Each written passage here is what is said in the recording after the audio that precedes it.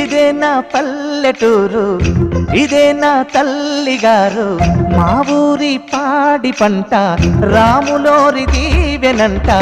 తల్లి గోదావరి నీళ్ళు కడిగే సీతమ్మ పాదాలు, ఊరంతా హాయ్ హాయ్ హాయ్, మనసంతా హాయ్ హాయ్ హాయ్.